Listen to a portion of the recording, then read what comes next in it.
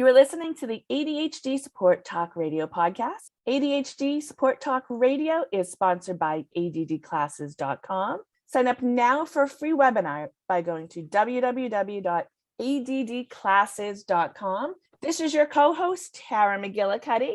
And today, Lynne Edris and I, the other co-host, are going to be talking about self-care and self-protection when you have ADHD. So welcome, Lynne. We've switched the roles a little bit for the past year or two. You've usually been the one leading things, so welcome.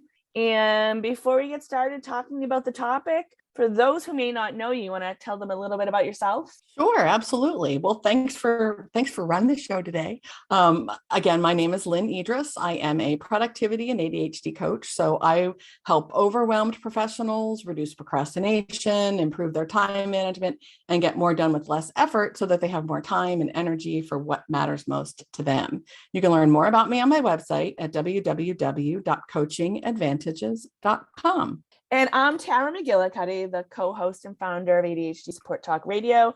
I help people shift their energy to help them lead happier, more productive lives. You can learn more about me at taramcgillicuddy.com. So what we're going to talk to you about today is self-care and self-protection.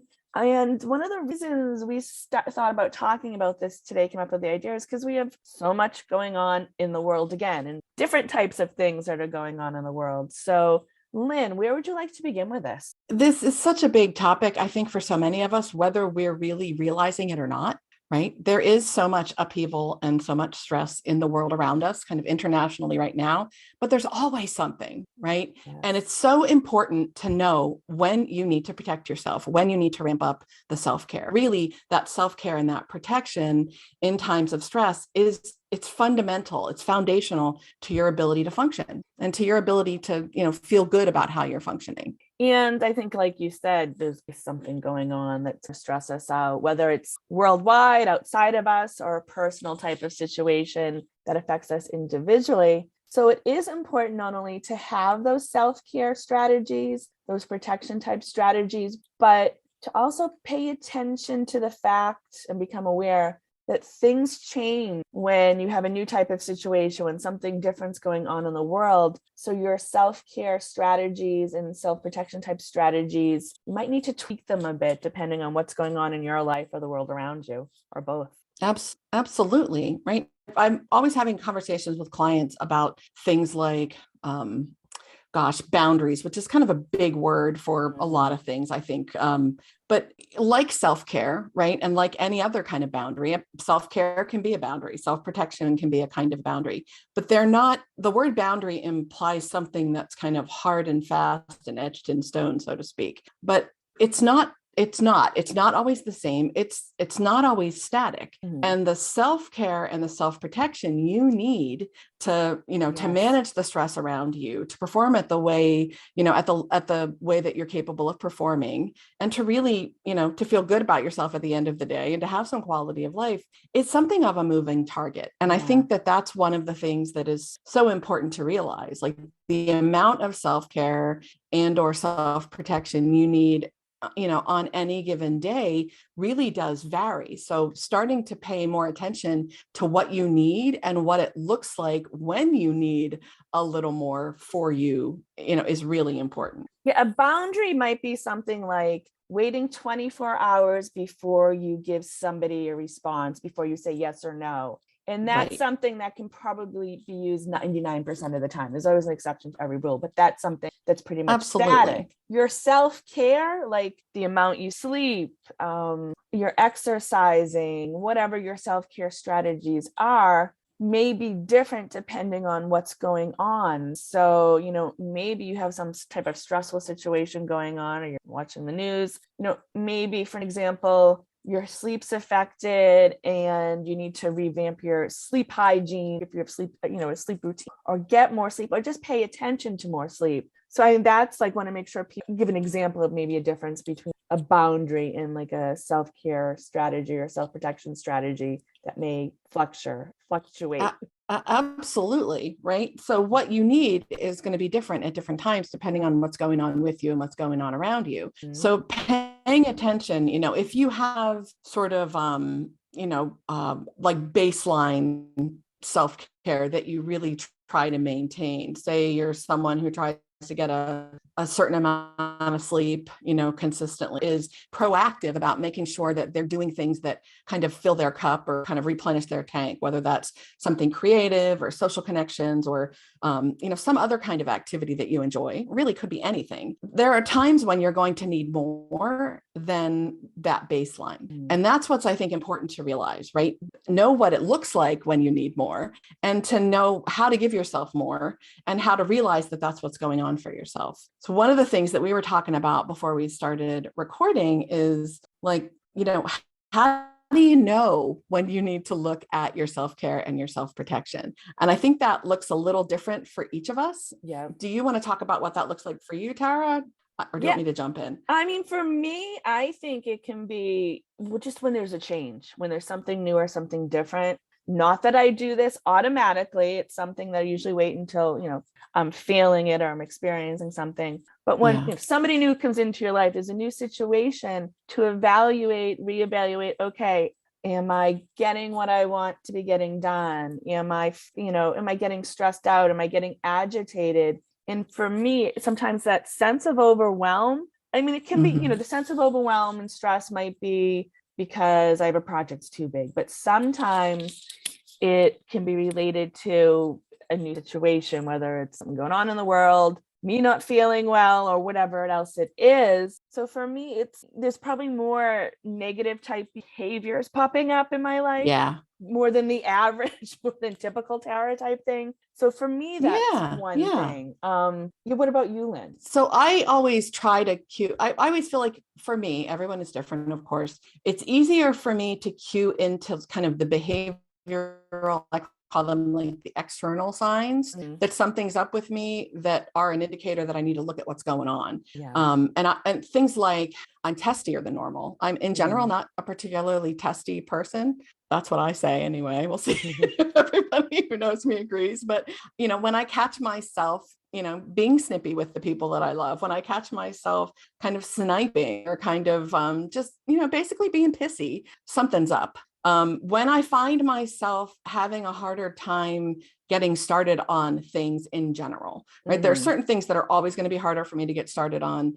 But when kind of everything feels like a slog or everything feels like I'm kind of trudging through quicksand, something's up.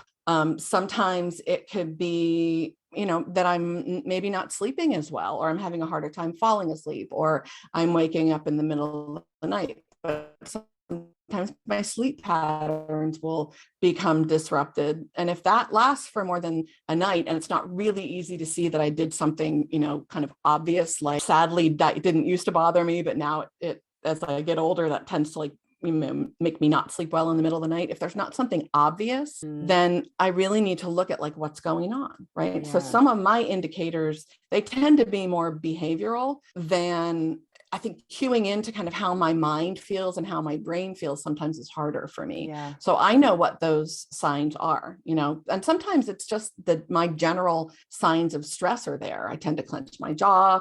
I tend to get real tight in my neck and my traps. I generally not really prone to headaches, but I'm sure it's jaw clenching connected. I tend to get headaches, but sometimes I don't notice, like I'm just, with my ADHD, that sort of tuning into the body signals sometimes isn't really obvious to me until it becomes a little bit more pronounced. Right. So I know that those are things that I need to kind of keep an eye out for.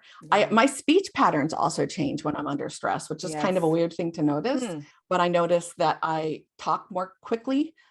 So the sort of the rapid fire speech, and I can kind of hear myself sometimes. The pitch kind of changes a little bit. I tend to talk a little higher when I'm stressed out or worked up about something. And sometimes, that's also the case when I'm excited about something in a positive way. But if I'm catching some of these signs, then I need, that's an indication to me that I need to kind of pause and take a look at what's up. And it doesn't need to be, some huge,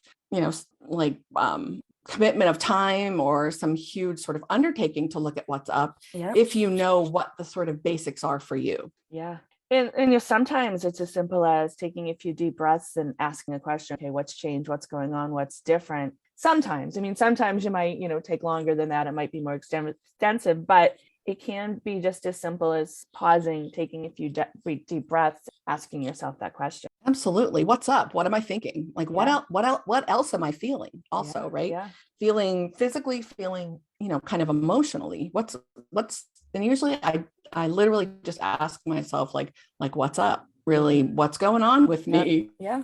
To get to the bottom. And there are sort of like basic stress management things, like deep breathing is my go-to, right? Always. Like that's my way to kind of force myself to pause and be mindful for a moment and take, I don't know, sometimes just 10 seconds, 15 seconds, 30 seconds, a couple of minutes, depending how bad it is, to do some slow, deep diaphragmatic breaths that kind of clears my head and helps me see, more acutely, like what's going on and kind of target it. And sometimes it's more general. It's harder to kind of pinpoint a single thing. So one of the things I'll often recommend to clients is that you have some sort of, I call it like an inventory, but basically it's like a checklist. Like, what are the things that are your kind of go-to, whether they're strategies or behaviors or kind of the cornerstones of you functioning well, right?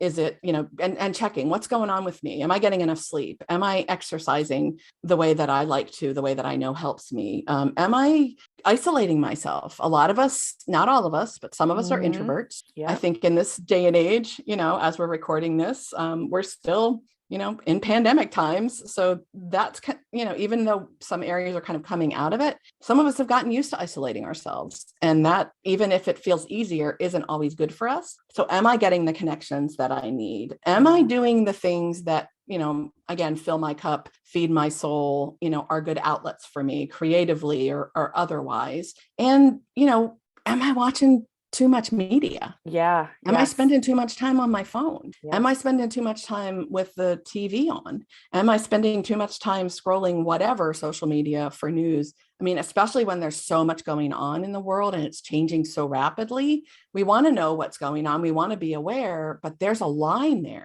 where too much becomes destructive. And that, we've talked before about the notion of a media diet, that media diet has to change depending on where you are and what's going on.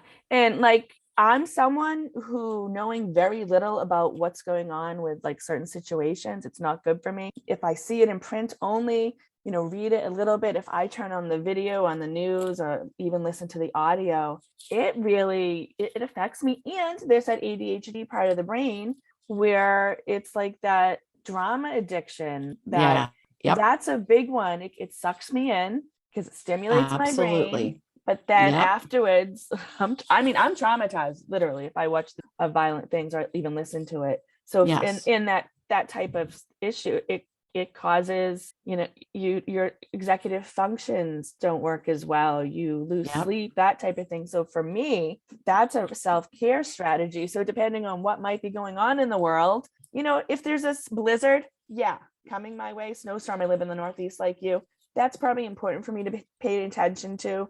Right. Oh, I know what to do with my life, but other things that don't affect me directly, it's not in my best interest to pay that much attention to it. I can know what's going on in the world, maybe, send some love and light and healing over there. But the more I focus on it, the more I allow it into my own life, the harder it is. So that's something for me that I've, realized over the years. And that's important. And the thing that you said about the kind of media that you consume, making a difference for you, that's really important to cue into, right? Not just how much, but what kind. Like, what do you need to know? How much do you need to know? And in what way do you want to consume it so that it impacts you in the least negative way? Right. We don't want to be oblivious, but it is really hard to look away when there's so much going on and things are so like full of really energy and almost all like high energy and very negative energy. So it is really important, right? So if you're better with reading, if that doesn't kind of impact your energy as much, then read. If you're better at, watching quick videos from a particular outlet, news outlet or whatever, make sure you're in control and that you're making those choices intentionally. It's really hard right now not to stay tuned on what's going on, but it's, there does have to be some sort of self-protection there. Yeah. And go back to what we were talking about before. If you're watching the news or paying attention to that, pay attention to your body, pay attention to your focus, your executive functioning and all that. Is it different than it was, before you were watching the news? So that's something like it's because there are a lot of situational things too. And like we said, the news, watching something about weather is going to be different than watching about a conflict in a part of the world. Right. Absolutely. Absolutely. So really it's about you knowing you, and then you knowing what to do. Yeah. Having somewhere, and for me, again, like a checklist or an inventory or something like that I'm not just holding onto in my mind, but something kind of outside of me. Oh yeah, this is the thing I look at. This is what, kind of where I check in with myself. What's gone awry here? What's off? And, what's worked for me in the past to help me manage situations like this? Because heaven knows we certainly have had plenty of it in the last few years, right? Whether it's the pandemic and economic stuff and political stuff and just all around craziness going on in the world around us. I think maybe more so than, too many times in history, or at least in my lifetime anyway. Yeah. So what's helped me in the past? What's worked for me? Making sure that you capture that somewhere so that you can come back to it and where to find it when you need it. Yeah. And what's worked for you before is great, but maybe it's also time to add something new to your self-care routine or your self-protection. Like if you don't meditate, maybe you meditate, maybe now's the time you want to try to go get a massage or try some different type of healing modality. Maybe you listen to a different type of music than you listened to before. I mean, it's stuff like that. Like it doesn't have to be you try something totally brand new. It could be that you make a micro change to something you're already doing. But it's just what works best for you. And a lot of times it is what worked for me before.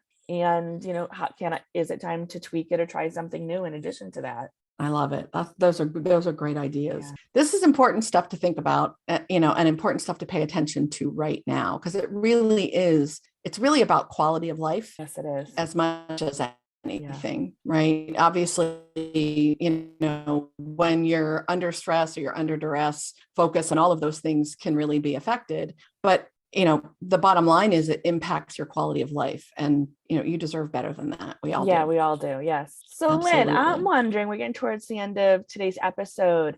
Is there anything else you'd like to bring up today before we get going? I think really the self-awareness piece is huge. And for a lot of us, the remembering to remember piece is really, it's really difficult. That's one of the things I do. Those are great ideas, but how are you going to remember? Yeah. How are you going to find that inventory, or how are you going to find those strategies? Where are you going to find them? So think about, if you can come up with you don't need to do this perfectly. You could literally list 4 things off the top of your head and add a few when they come to you or when you do them that help you in times like this. Yeah. Where can you save it? Where can you put it? How can you remember to come back to it? And, if you're like me, how many different places can you save it that will make it easy for you to find? Yep. That's always what I have like some type of an automatic reminder that, how's your self-care going? Yeah. Whatever works for you. And that's why I think just becoming aware of it, like us talking about this in this show, is going to really help people to, if they weren't already doing it, to start doing it, or to, maybe make sure their systems are still working in relationship to this. Absolutely.